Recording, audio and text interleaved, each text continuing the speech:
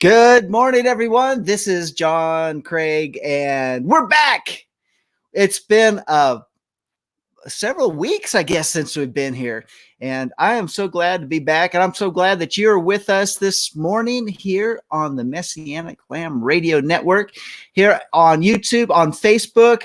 We're like everywhere, and I'm so happy to be here and have this opportunity to share with y'all this morning. You want to stick with us throughout this show because we got several different things that we need to be talking about. I have and some interesting information as well for current events, and as well as we're going to be talking about the Torah portion. We're going to be talking about the Brit Hadashah. We got all sorts of other things to talk about. We're just going to have a good time together. So shall we introduce who's with me today? Miss Sandi Craig. Good morning. Good morning. Are you glad to be here? Yes. Oh, you're so confident in saying that. I'm glad that you're here, and I'm confident in saying that. And then also joining me we're in the middle of the states. We're in flyover country here in Amarillo, Texas. But over there on the East Coast, we have Mark David Smith, just very close to the Atlantic Ocean that he could see the tops of the sails. It's on the right coast. He's on the right coast. That's a good place to be, on the right coast. Yeah. Yeah. Okay. Yeah. He gets to see the sun come up before we do. Oh, I'm not on the show yet. Yeah, you are. I just introduced you. Mark. Good morning, Mark. Do I need? I guess I'm bringing myself in. Yeah, there you go. See, I have a producer on my show. I don't have to. I'm not the producer on this show, John. You're the producer. I'm the producer. So I'm gonna, yeah. All right, Mark. Thank you for helping me out there. You're my assistant producer. As I was noticing on that one promo that you had sent over for me to view that I took forever to look at, you said you were the understudy. What? Mm-hmm. Yeah, he called himself the understudy, and I'm like, what? Back then, see, you had Darryl and JR, and so there was four of you, but JR kind of, he anyway. When JR didn't show up, then I would be in there. Right. So I'm kind of the understudy. Okay. It's kind of like, you put on a play and you have understudies in case somebody doesn't show up. So that's what I was. There you go. Now I've worked my way to the main stage. Well, to third, from the top, I guess. And since Darryl's taken a month off, in about everything, here we are, just the three of us, and I hope we can make it through. We're broadcasting on YouTube now. Yeah, or not YouTube, but YouTube. Yeah, YouTube. And Facebook. That's right. So you can catch us different places. So you can go to the Messianic Lamb Facebook page and catch us there, and you can catch us on YouTube, and you can just go directly to the website at www.messianiclambradio.com. We're everywhere. We're everywhere. That's right. So welcome everybody that's there in the chats. Good morning. And also, if you like the show, give us a thumbs up. Even give us a thumbs up right now. Let's set some algorithms in there and let people know. Share the stream. Let people know that we're live on the air and we're back on Monday. So pass the word. Pass the word around. So let's get back over here. I have a script, just so y'all know. I have a script. I did follow a script. Keeps me in line. So I'll introduce myself again. I'm John Craig. I'm your second day of the week host for Let Us Reason Together. And I always like to say this verse because it's what it's based on. Isaiah 1:18, come now and let us reason together, says Yahweh. Though your sins are as scarlet, they will be as white as snow. And though they are red like crimson, they will be like wool. And this is where we sit down and reason out current events, cultural shifts, and of course this week's Torah portion. And we can either push back or push through. Nevertheless, if iron does not sharpen iron, sparks will never fly, let alone ever get a fire going. And so fire. Yeah. Without a little heat and a good midrash, how will our hearts ever get soft and moldable enough to be transformed in the way that the Spirit, the Ruach HaKodesh, wants us to be, and maybe even have a little fun along the way? I'm sorry. I just keep thinking fire because I preached on fire on Shabbat. So fire, fire, fire. Y'all need to just go watch that, actually. Fire. Right? Yeah. Go to J space L space Greg. Oh, but you put it on YouTube, or Facebook, didn't you? I did put it on the Life of Worship Facebook and on my Facebook. But yeah. On fire. Fire. I already did water and wine. See, I didn't get to preach on it at Sukkot because y'all had other plans. So I had to. Fire water. But I already. Yep. So. Okay. Sorry, I just had to put that plug because he was talking about fire. Yeah, it's a good message. So you got to go. Your script, you said your script keeps you in line. I thought that was Sandi. That was in the white. See, I've got the black and I got the white. That black and white fire. So that was in the white fire. Why don't you rewrite that and say, though Sandi is the one that usually keeps me in line, parenthetically, the script will help. That's right. The script is helps me. I don't know about you guys. It keeps me in line. I think it does better than me. All right. So here we go. So it is Monday, by the way. It is Monday, October the 28th, 2019. It is the 29th day of the 7th month. Can you believe that? Mm-hmm. We're about ready to start a new month in the Hebrew year 5780. And so I was looking at it. In the last year 5780, if man is still alive. Do you remember that song? No. Oh my gosh, that was one of the biggest hits of its time. Oh, okay. Yeah. Sorry. Mark, you're older than I digress. Maybe before my time. Oh my goodness, John. All right. My goodness. Well, we want to hear from you all and let us know what you're thinking there in the chat room as well. And let's talk about some weird and quirky celebrations today. Did you know that it's Bellyacre Day? It's Bellyacre Day. So what does that mean? That means if you have a bellyache, it's your day. No, it doesn't. What does it mean, Mark? No, it doesn't. It means somebody that's sitting around whining and complaining and everything. Stop your belly aching. That's what belly aching is. I don't know. It's just a weird. Probably Kansas. Probably Kansas. Well, here's your belly aching. Because my mom said that to me all the time. Stop belly aching. My mom said that too. You know, but now it makes me wonder, where did that saying come from?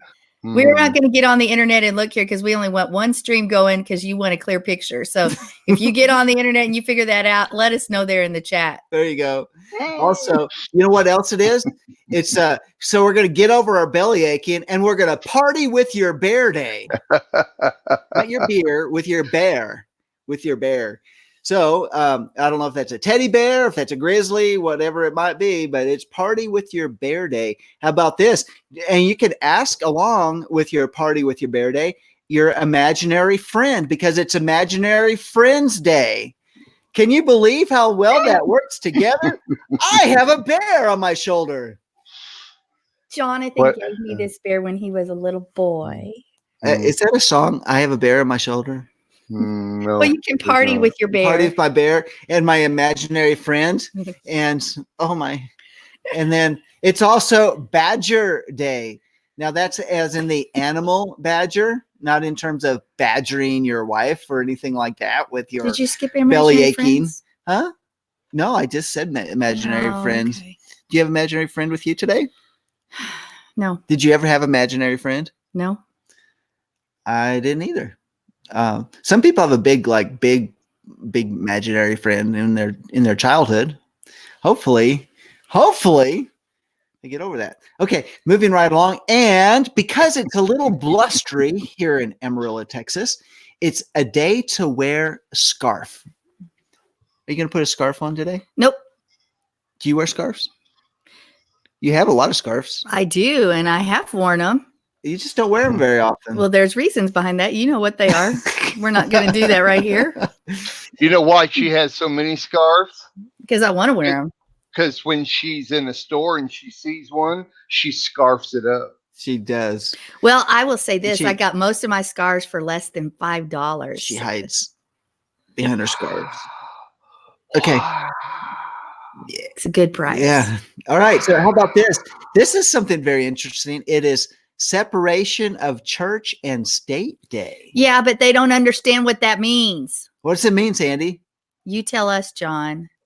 Okay. In the old Soviet Union Constitution, it actually had it stated separation of church and state. There'd be a separation of church and state. But in America, it's not in our Constitution. However, they teach it in this nation as if there is a separation of church and state. But it just means in the First Amendment says that the government's not going to impede religion, right? Something Not like that you can't have that involved together. But if you're a believer, you can be involved in government. Just saying. And say your beliefs. Oh, Say you your have to be a believer to be involved in government these days? Sometimes, well, You should be. How about this? One last thing. There's a whole bunch of things that are going on today, but this is one thing I wanted to bring out. It's American Cheese Day. Not kosher. No wonder we're doing this show today. Yeah. It's cheesy. It's cheesy. Cheesy. Bring your American cheese to your party with your bear and your imaginary friend. Okay, moving right along because it's really getting cheesy around here. How about this positive quote of the day from Marianne Rodmacher? And it says, here, what if we just add, this is positive quote of the day. What if we just acted like everything was easy? How about we just act that way? It doesn't have to be. How about we just act that way? Yeah. Right. Let's have some fun with our bear. That's right. That sounds like what was the name again? Mary Ann Radmacher, something like that. Rodmacher? Yeah. Radmacher. That sounds German. You think that's German or Yes. Very German. It's German. Yeah. I know a German word. Oh, good. It's the word for constipation. Oh, it's far from pooping. Far from pooping. Far from pooping. It's the word for constipation in German. Oh. I'm just trying to help. Okay. All right. Thanks for that. You're welcome. I feel enlightened now. Good. A load has We been could lifted. use that. We could use that as a word someday. On the show, a hidden the hidden word. See if they could figure out. Far from food. Poop. Yeah. Okay. We don't have a word today. That'll be the secret word. The secret word. That's the secret word today. Is far from pooping. Yeah. Okay. Have a funny quote of the day. This is coming from Mae West. Save a boyfriend for a rainy day and another in case it doesn't rain. Is that funny? No, that was tender. It's okay. Tender. All right. So maybe back in her day, that was really funny. I don't know. Okay. How about love quote of the day? So you can swoon here. This is from Anais Nin. Like reminds me of a Monty Python show. The neat. Okay. All right. Love men and women, not for their strength, not for their softness, not for their fullness, but their hunger, not for their plenty, but for their need. I really do think that you need to find different quotes, a different source of quotes, because they're neither funny nor lovey. Yeah, I've had really ones that you can swim. This was just kind of an off day. But it's been off for a while. All right, let's party with our bear and move right along. How about verse of the day? I had two verses for the day. It's taken out of the Torah Portion. And one is Isaiah 54:5. For your husband is your maker, whose name is Yahweh of hosts, and your Redeemer is the Holy One of Israel, who is called the Elohim of all the earth. I like that. The Redeemer, your Redeemer, that's Yeshua, is the Holy One of Israel, who is called the Elohim of all the earth. Yeah, I like that. How about this? And then also Isaiah 54:17, dropping down a little bit further in that chapter. No weapon that is formed against you will prosper, and every tongue that accuses you in judgment you will condemn. This is the heritage of the servants of Yahweh, and their vindication is from me, declares Yahweh. I like that. I heard that before. You have? I've heard that one. Yeah. Yes. How about this? What happened on this day in history? I got a couple of different things. Know this guy, Eli Whitney? Do you know Eli Whitney? I don't know him personally. He didn't. I don't know him either because he was before my time. But in 1793, on this day, he applies for a patent on the cotton gin. We're here in cotton country, and they got gins all over the place. So how about this? 1831. You ever hear of this guy, Michael Faraday? Faraday box, like a Faraday cage. Faraday box. Sure. Yep. He demonstrated on this day his dynamo invention, also called an electrical generator. On this day in history in 1831. Wow. That goes right, doesn't it? Wow. And here we are on that same day, just years later. Just years later. Oh my gosh. Isn't that special? Will it never end? It just doesn't. Will it never end? Oh, it's good. All right. How about some famous birthdays? Do you know who Jonas Salk is? Jonas Salk. Sure. He is the one. This guy was born in 1914, passed away in 1995. He came up with what they call the Salk vaccine. That is the first polio vaccination. And people keep their vaccines in a sock.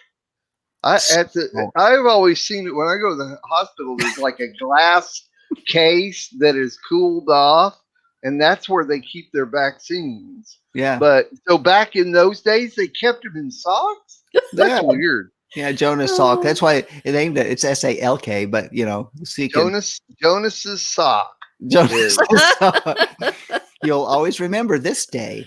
I will. Yeah. So it's his birthday. And then also 64 years old today is Bill Gates. Yep, he's 64. And Julia Roberts. Yeah, Julia Roberts is 52 today. The pretty woman. I'm older than Bill Gates and have half his money. Yeah. You know, so having half his money, that's pretty good. That's nice. If you have half his money, Mark, I need to talk. Oh, really? Well, what do you want to talk about, Sandy? What is it that you would like to talk about? Once you know that somebody's independently wealthy, what is it that you would like to talk to them about? That would be my question of the day. I don't know. So basically what we can do is with currency is, you know, it's all paper fiat currency anyway. We can just write our own currency and we can say we have just as much. Okay. No. We just can't, maybe, you know, we got to find a bank to recognize it.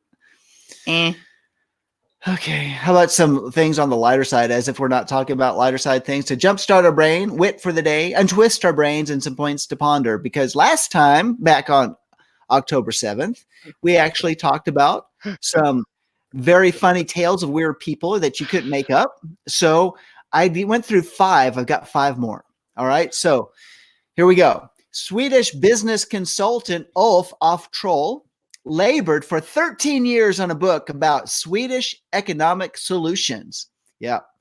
13 years. He took the 250-page manuscript to be copied, only to have it reduced to 50,000 strips of paper in seconds when a worker confused the copier with the shredder. True story. Oh, really? You know, there is a book out there called The Wit and Wisdom of Spiro T. Agnew. You ever seen that? No. The pages are blank. Yeah, I was going to say, was it kind of dry? That's funny. It's blank.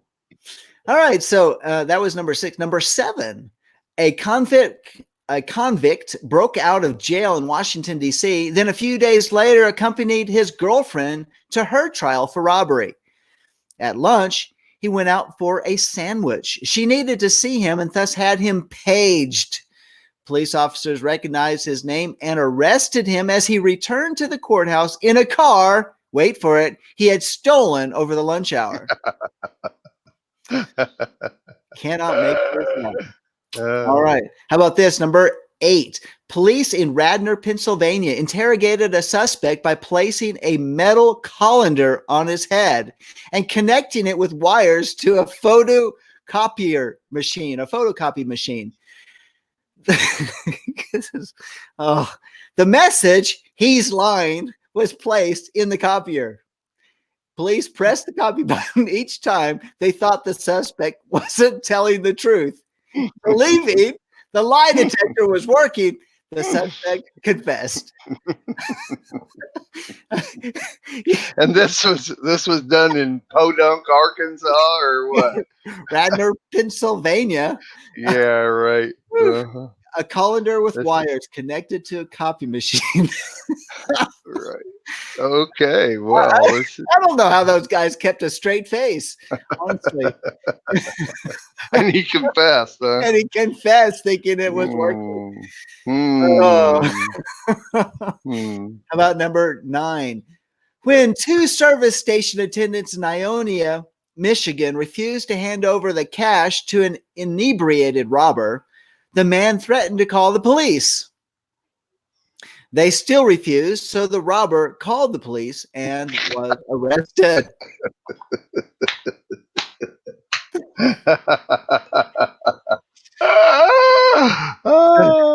And number 10.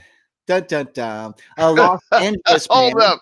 I'm sorry. I'm still laughing on the last. Let me glean from that. I've got to picture it, and oh my gosh, that's a precious story right there. And over that money.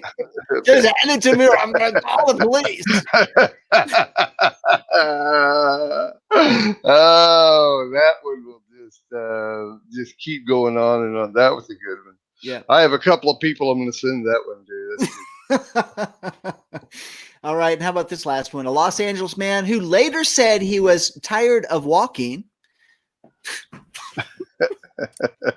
Okay. A Los Angeles man who said he was tired of walking, stole a steamroller and led police on a 5-mile-per-hour chase until an officer stepped aboard and brought the vehicle to a stop. Just stepped right up on the.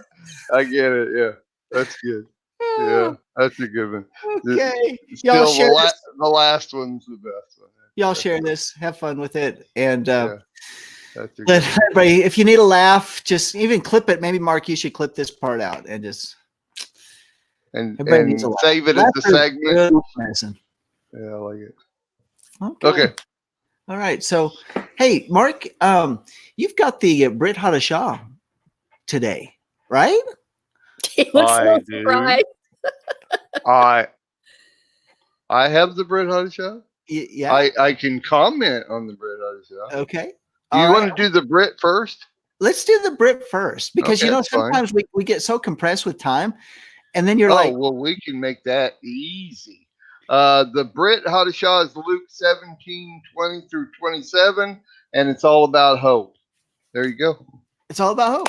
All right. Yay. All right. So time was compressed, and we got the fast forward version on that one. Well, it's fast forward or long version. It's still the same message. So, would you like for me to expound on that? I would love for you to expound on it. Oh, okay. I just thought you wanted the topic. Okay. It's titled Did you know that there are sections in the Bible that actually have titles? Yeah. Sure. My Bible has one. It does? Yeah. Oh, okay. Well, this one's called The Coming of the Kingdom. Cool. As though it can just walk right up. Starting with this is Luke 17, verse 20. Being asked by the Pharisees when the kingdom of God would come, he answered them, the kingdom of God is not coming in ways that can be observed, nor will they say, look, here it is, or there, for behold, the kingdom of God is in the midst of you. First of all, we really do have to recognize that the kingdom of God, if I would just mention the word kingdom, most of the time I think, well, we know that kingdoms, first of all, have to have three different entities to even become a kingdom. Okay? Okay. First, you have to have a place, a land, a physical entity. You have to have people, and you have to have a king. See? So to have a kingdom, you have to have those three things. So it's interesting because when the Pharisees asked, when would the kingdom of God come? He did answer that in both of those, well, 2 out of 3 of the ways, because Yeshua answered and said, the kingdom of God is not coming in ways that can be observed. In other words, God's kingdom doesn't necessarily need a place. Okay? It doesn't need a physical land, let's put it that way. And then he goes on, nor will they say, which is kind of a little bit odd, but the people of the kingdom won't say, look, here it is, or there, for behold, the kingdom of God is in the midst of you. They won't say that. So basically, as far as a kingdom for God, it's spiritually in us. So we could be the place, we could be the people, and God could be the king. We could do that spiritually, but it doesn't necessarily mean physically. And then it says in verse 22, and he said to the disciples, the days are coming when you will desire to see one of the days of the Son of Man, and you will not see it. And they will say to you, look there, or look here. Do not go out or follow them. For as the lightning flashes and lights up the sky from one side to the other, so will the Son of Man be in his day. But first he must suffer many things and be rejected by this generation. Just as it was in the days of Noah, so it will be in the days of the Son of Man. They were eating and drinking and marrying, being given marriage until the day when Noah entered the ark and the flood came and destroyed them all. So going back up to the top, the Pharisees are wondering when the kingdom of God would come because they believed in that type of stuff. The Sadducees did not believe. They believed in the here and now, and the Pharisees believed in the world to come. And so they're wondering, based on what they know of Scripture and also the oral law, that there has to be something coming in the future for them to have a hope of that. Because if you're a Sadducee and you only believe in the here and now and it just progresses as it goes, because there's really, for instance, take Torah. Forget the prophets, the writings, the Brit Hadashah, all of that. Take it away and say you only knew of Torah, because the Sadducees only really acknowledged Torah. Then there's not a lot in Torah about the world to come. You see what I'm saying? So the Sadducees believing only in that the Torah has any validity to it whatsoever is their hope is in today and in today alone. They believe tomorrow will come, but it has nothing to it. They just live their life as though everything's good. Hope doesn't matter. Everything's okay. Everything will just move along. Whereas the Pharisees, they dwelled on the things to come. And it's still a division within the Jewish people today. I've often said, it's interesting that there are like 9,337 denominations of Christianity, and they all have their belief systems and all this kind of stuff. Yet there's really only 4 sects of Judaism. You got 9,000 and some, or whatever, a million different Christian sects, but you only have 4, and it's really based on a very simple concept, and you don't get into all the other stuff. Like the thing that I say a lot of times, you have 2 Jews, 3 opinions, because you can have 2 Jews that battle each other, and they disagree on all these things, but the third opinion is they shake hands and they go eat lunch. See, so they can always walk away, because all the doctrines and the dogmas and all the different things that Messianics love to fight over, they don't care. It's cool. It's cool that we study, and it's cool that we figure these out, but it doesn't really make any difference. The only thing that makes the difference is God. So we can argue over these things, but we can also walk away and laugh and joke and everything and not worry about those things, because that hope indwells us, and we already know we have that hope. And it's the same thing with the Pharisees when they're asking him when the kingdom of God would come. They're looking for that hope. What is basically they're asking Yeshua, what is your opinion on the hope that we all have?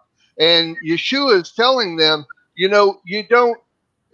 really don't need to dwell on these things as much as just realize that, like he says, for as the lightning flashes and lights up from the sky from one side to the other, so will the Son of Man be in his day. And he's just giving them hope. It's like,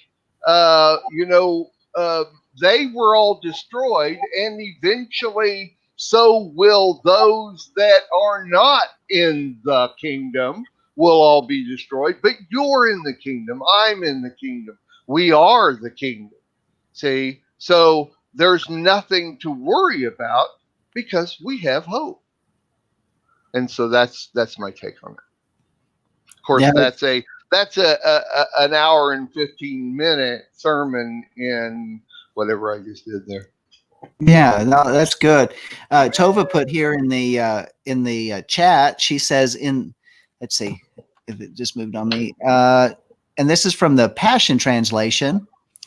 And it says, Yeshua responded, God's kingdom realm does not come simply by obeying principles or waiting for signs. The kingdom is not discovered in one place or another, for God's kingdom realm is already expanding within some of you. The kingdom is near; it's within us. Isn't that good? I like that. It gives dimension to what we're talking about. I had when you were talking there, Mark, this came to mind, and this is from Revelation 11:15, and it says, "And the 7th angel sounded, and there arose loud voices in heaven, saying, the kingdom of the world has become the kingdom of our Lord and of his Christ, and he will reign forever and ever." And then it says, and the 24 elders who sit on the thrones before God fell on their faces and worshiped God, saying, we give thanks to thee, O God. And goes on. So I just think about that. I think about they're standing right there. The king is right there. And he had not yet been glorified. He had not, you might even say he had not yet assumed the position, even though he was king of the universe, standing before them. He's God. He is God. That's what I read over there in Isaiah 54 earlier. Our Redeemer was right there, the Holy One of Israel, the Elohim of all the earth, and of all different things. Here's the King, and he's saying, "Look, it's within you. that realm is more than a physical boundary, that you're looking for the return of the son of David. And that realm is already here if you just recognize it. Doesn't it kind of give sense, Mark? You kind of brought up the position of the Sadducees, the position of the Pharisees, but you can almost say 2 Jews, 3 opinions. You almost say they're both right. The Sadducees weren't looking for the world to come. The Pharisees were looking for the world to come. And Yeshua is saying, it's right here. It's coming, and it is. Both. Mm-hmm. That's right very here. good. That's very, very good. I like it. So Yeah, very cool. I like it. Do you have anything to add, Sandy? Just that if we take the perspective and understand that the word says that we are seated in heavenly places even now, and take ourselves out of this linear timeline thinking that it's this path and everything happens in this specific order, which our mind doesn't usually work that way, because that we do think linearly. We understand that Yeshua's won the victory, that Yeshua within us has won the victory, and we are victory enforcers. And just as the kingdom is coming and is already here, it's within us. And it goes right along the line with where's the temple?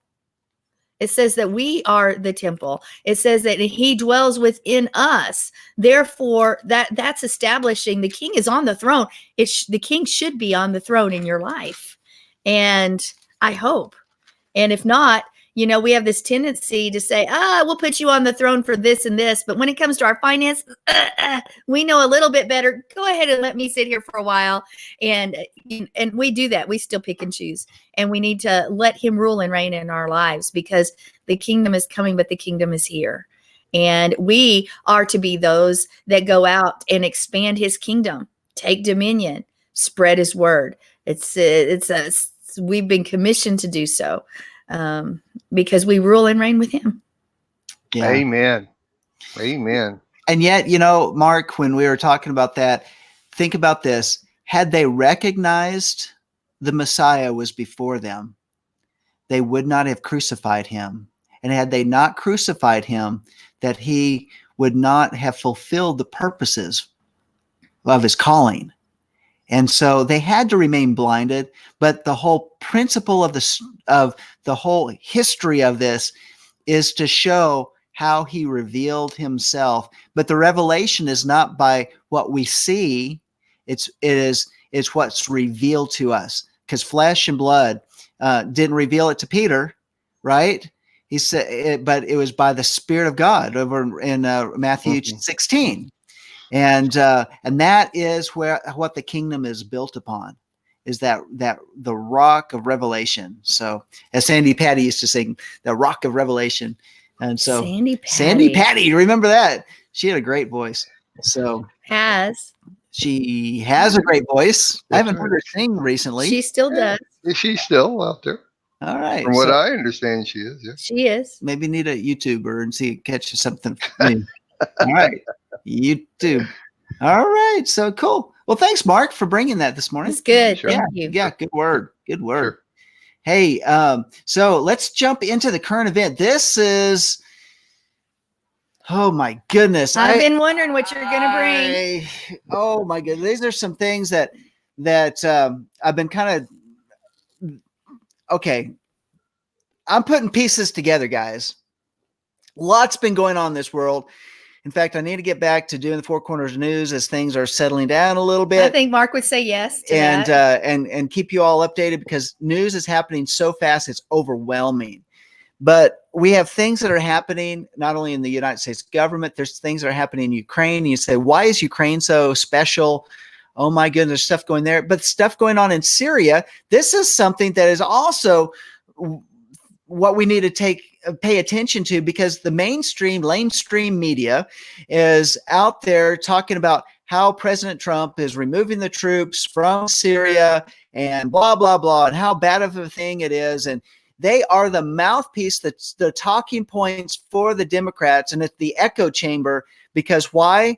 Because of the corruption. I won't say just the Democrats, but we're talking also corrupt generals, corrupt people that have the private militaries, the corrupt people within the oil industry, the corrupt people within governments, and you want to know why Syria is so important? Because they're making millions and millions of dollars to fund their campaigns, to fund their coffers, their bank accounts, let's make some sense of this. And this I picked up over there at the HalTurnerRadioShow.com. And he does, this author of this report actually puts it together pretty well. It gives us a pretty good summary of what's been happening in Syria. It's not about the Kurds. Okay, I just want to say it.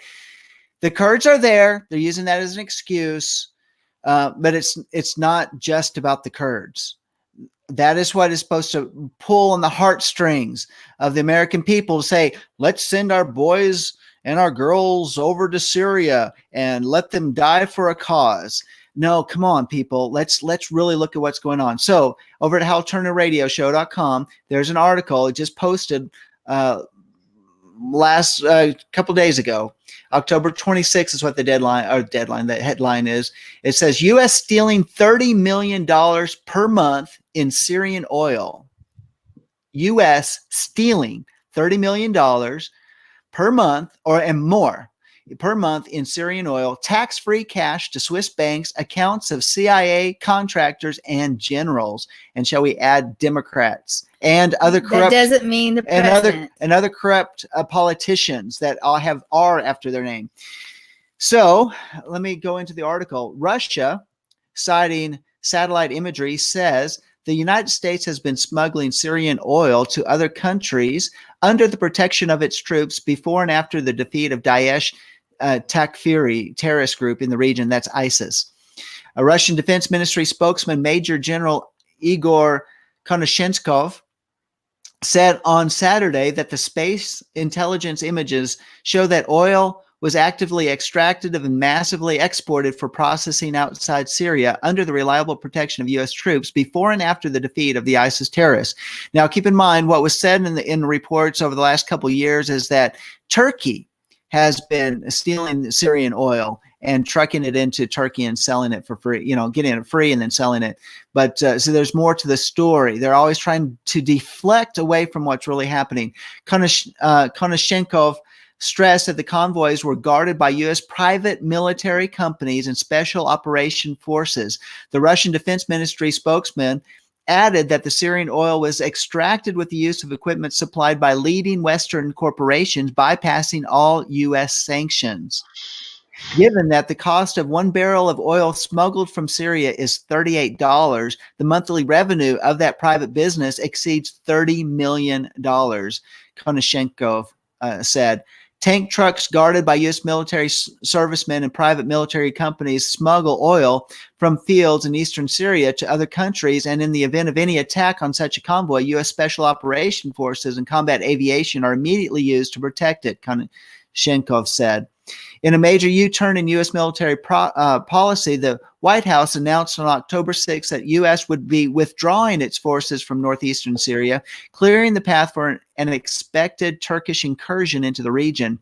3 days later, Turkey launched the offensive with the aim of purging the northern Syrian regions near its border of U.S.-backed Kurdish militants, whom it views as terrorists linked to local autonomy-seeking militants of the Kurdish Workers' Party. Now, keep in mind, there's been a 100-year civil war going on between the Kurds and the Turks.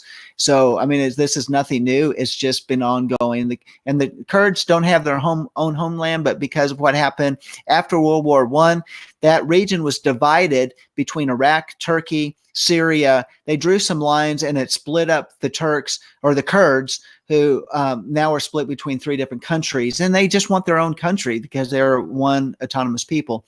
On Thursday, U.S. President Donald Trump approved of a new plan to keep 500 American troops in northeastern Syria to allegedly protect oil fields and keep them from falling into the hands of the ISIS terrorist group. Pentagon Chief Mark Esper confirmed on Friday that the United States plans to strengthen its military positions in Syria's Deir al-Zawar province in the near future to allegedly prevent terrorists from accessing oil fields. The United States is studying how to move forces in the region to ensure the safety of oil fields, Esper added. So there you go. Revenues from smuggling Syrian oil arrived at numbered bank accounts of U.S. private military companies and intelligence services through brokerage firms that interact with it, Konashenkov said, to secure such a continuous financial flow free from control and taxes, the top officials at the Pentagon and Langley will be willing to guard and protect oil wells in Syria from the imaginary hidden cells of ISIS indefinitely.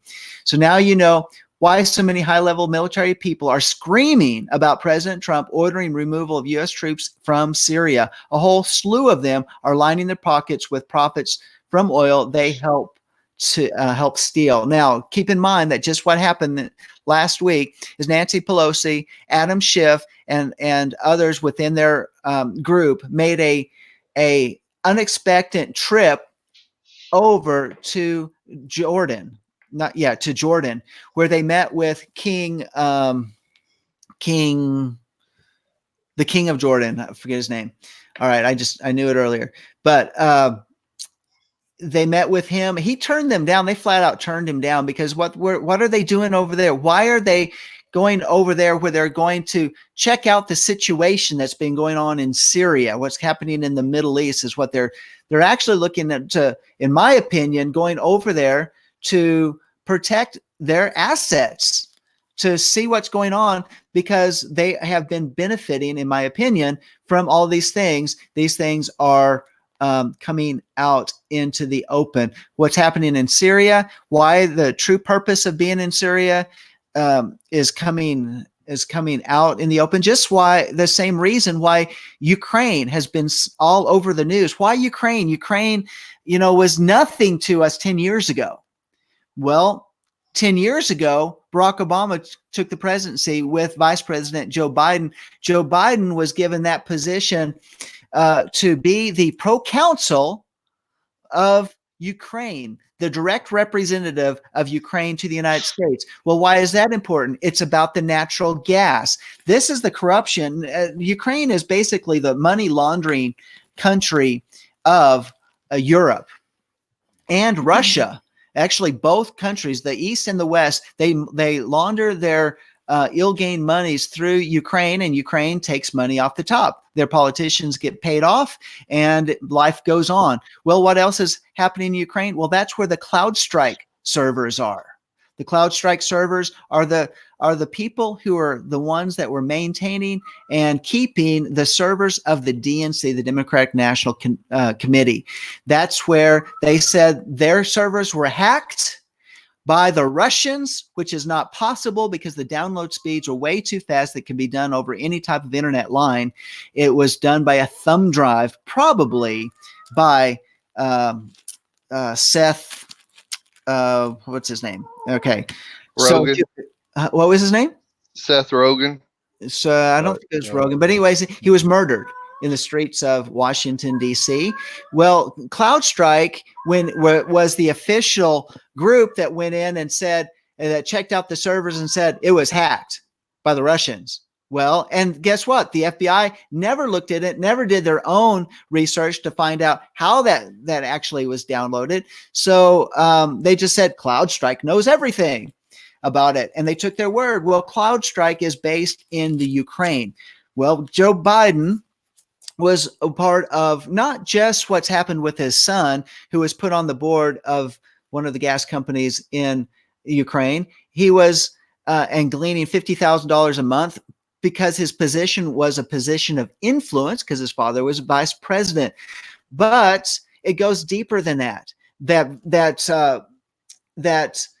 Vice President Biden at the time was taking money from Ukraine through gas, because Ukraine produces its own gas, by which they were selling to their own people for pennies.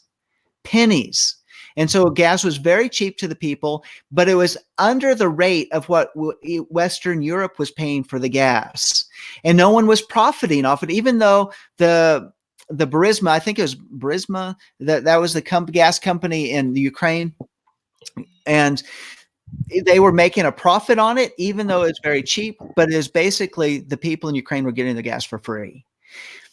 Well, so Russia is trying to sell gas to Europe, so they're sending it through a pipeline through Ukraine. Ukraine was making a profit off it of sending it the gas through their country. But get this, They were actually doing a reverse charge by taking that gas, sending it to Europe, and then making Ukraine buy the gas back from Western Europe, making the people in Ukraine now buy their natural gas to heat their homes, have that on their stoves, whatever that they needed in their homes, heat their water, and pay the amount that Western Europe was paying.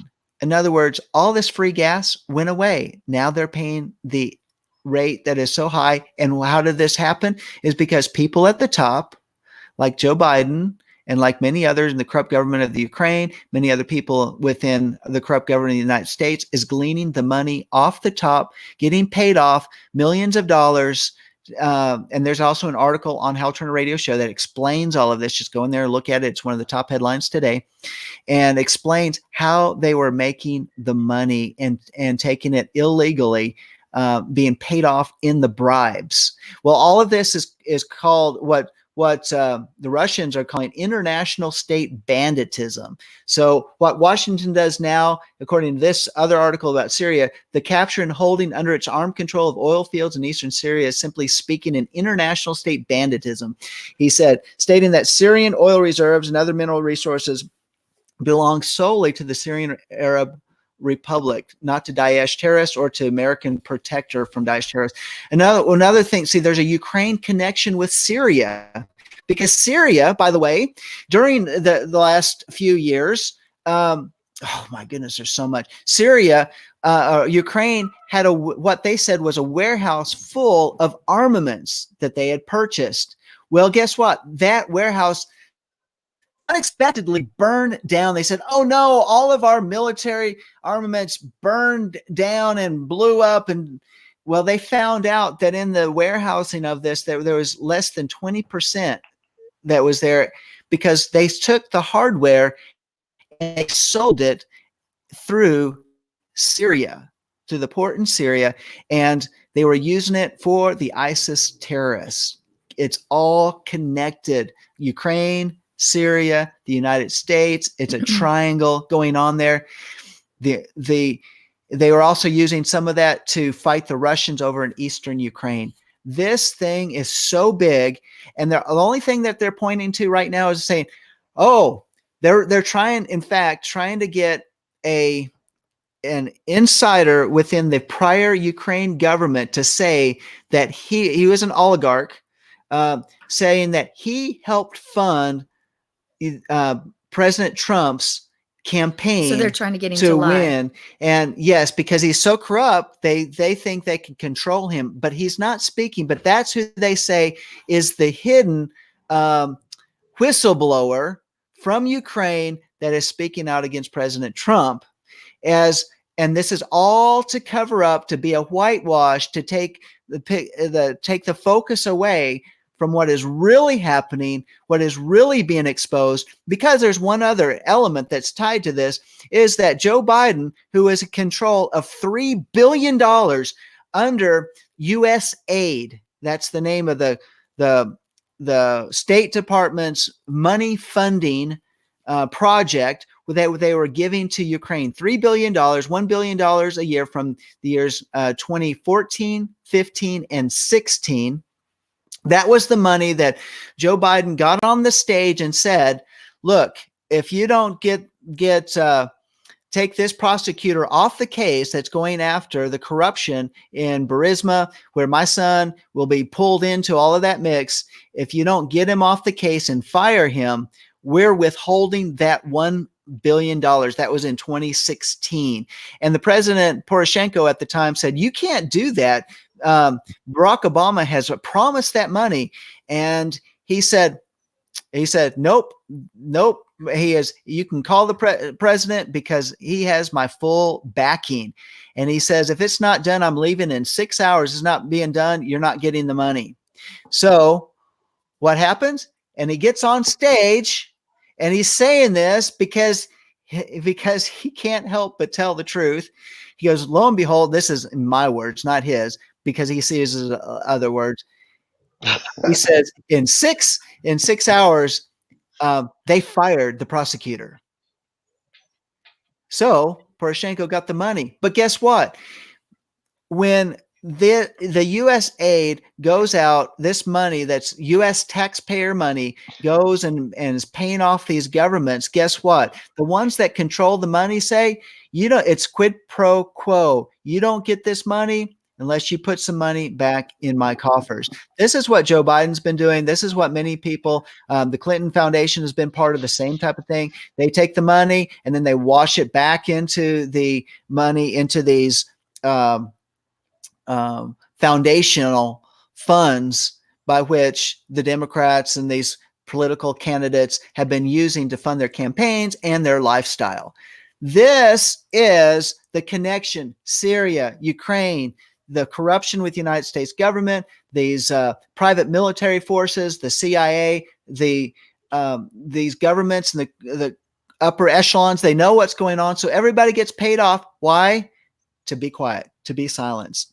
And this is where things have been taking place. It kind of relates to the days of Noah, by which we're living in. Let Mark comment. So, Mark, what are your thoughts about all? I mean, so many different things, a lot of stuff. But what do you think about all this craziness? There you go. Bring it on around there, John. Get us all going, and then slip Noah in there. That's right. Good job. Good job.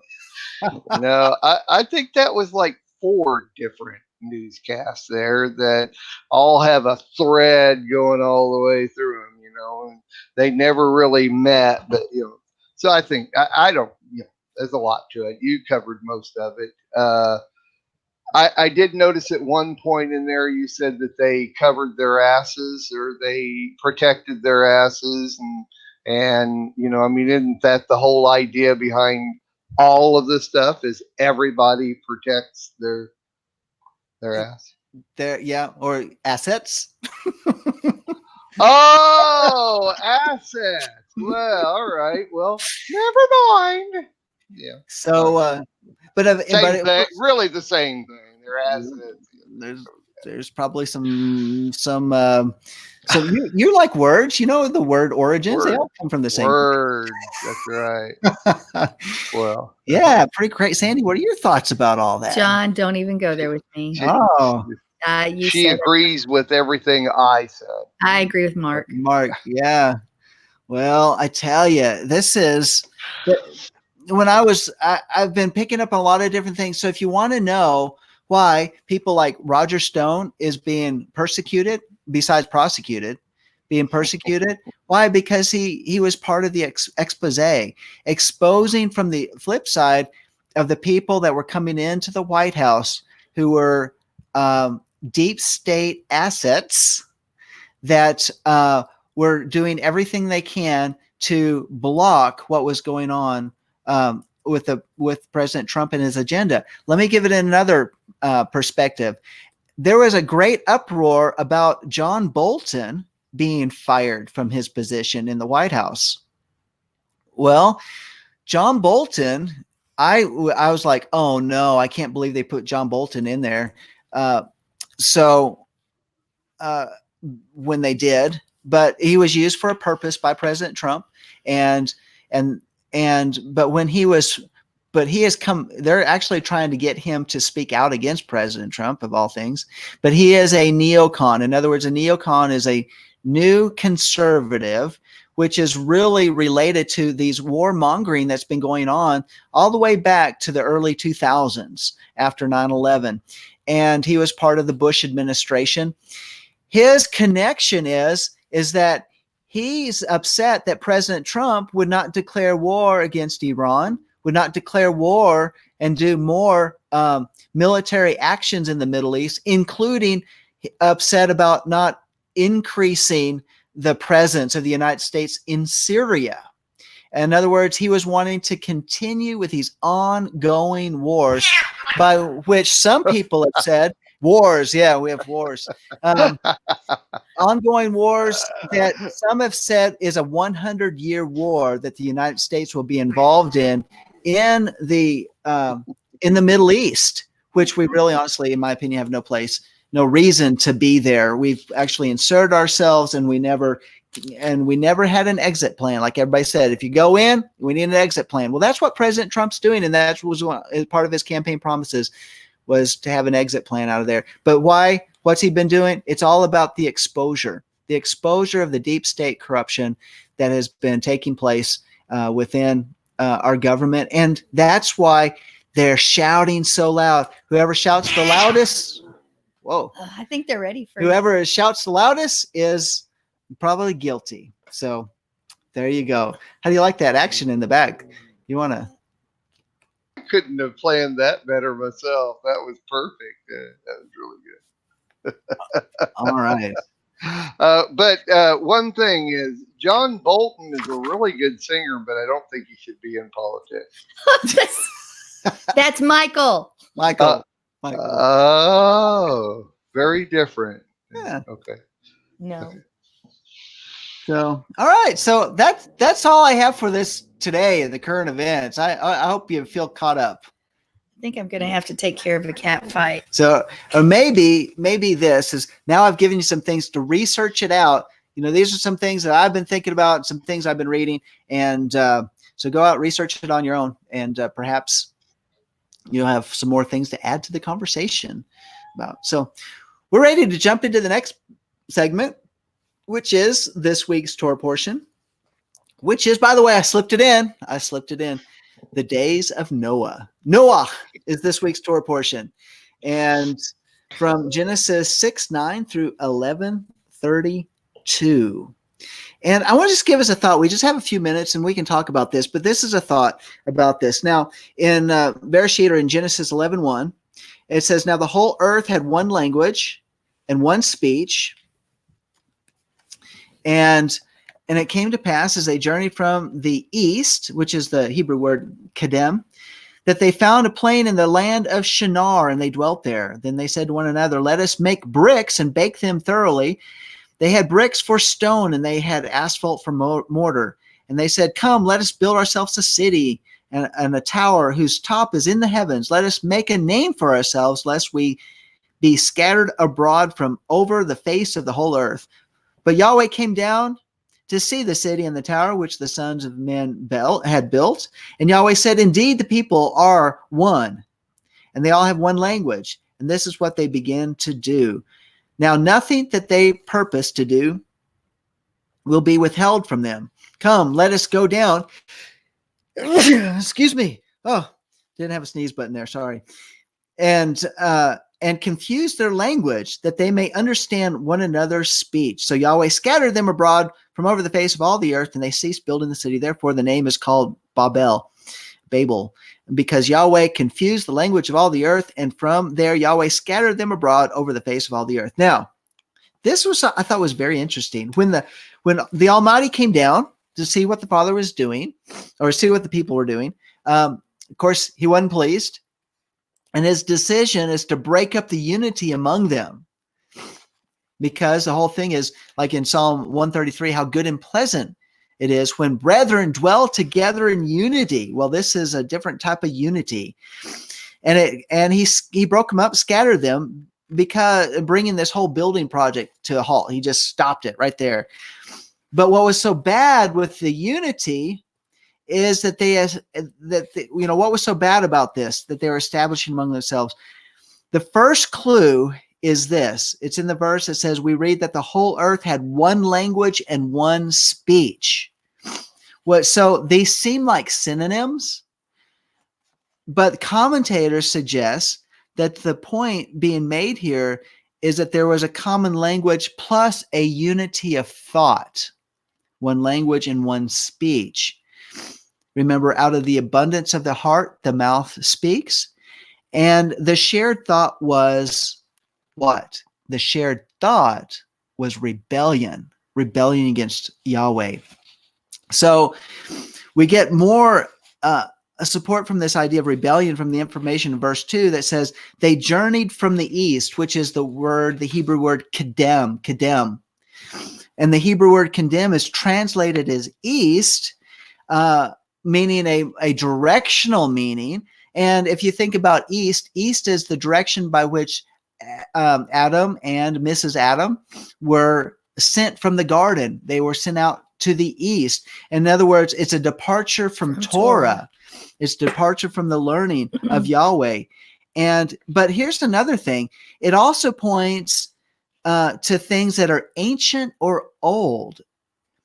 That is, things pertaining to the immortal Almighty. And this comes from the verse Psalm 55:19.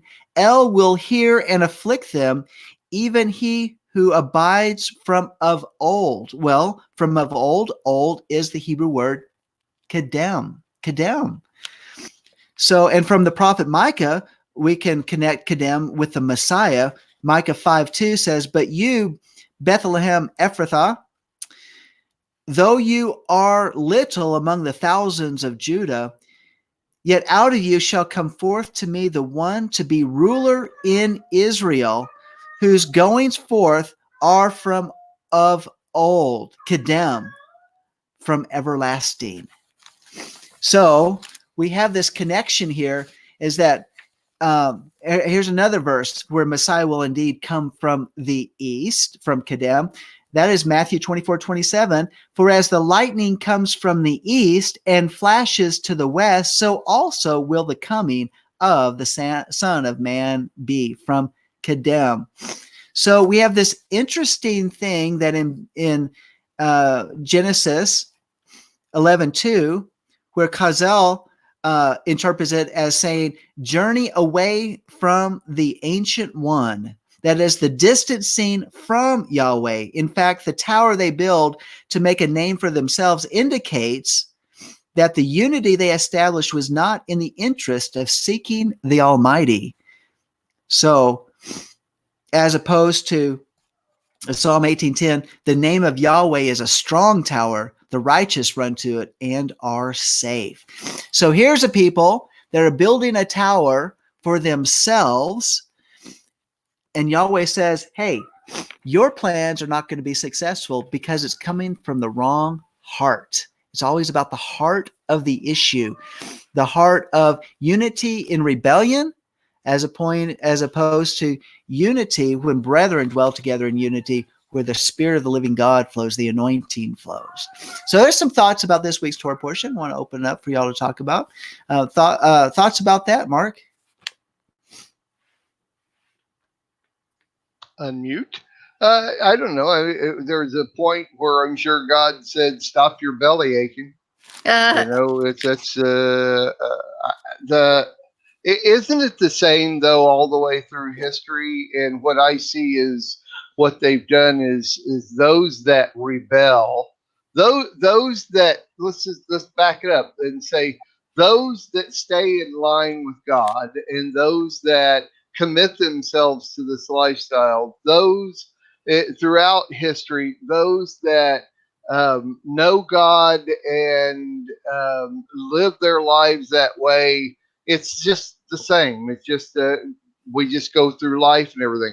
Those that rebel always seem to have to do it publicly and physically and build a tower and show themselves, and we want to be seen. We want you to see us and the whole thing. And this is just really, I mean, even in the days of Noah before the Tower of Babel, you had the people that were rebellious, and it was known by them and by the world that they were rebellious. But through history, through time, I mean, even to the point where right now, no matter what the deal is, people have to be in the media.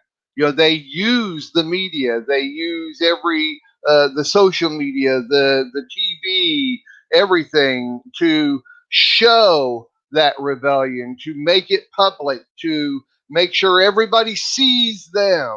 Whereas the people that are just following the laws of God, people that are following the laws of the land, they just go on with what they're doing. Look at Trump. I mean, Trump is a very public figure, but I'm sure he would love to just go on his everyday life just being president. and not be.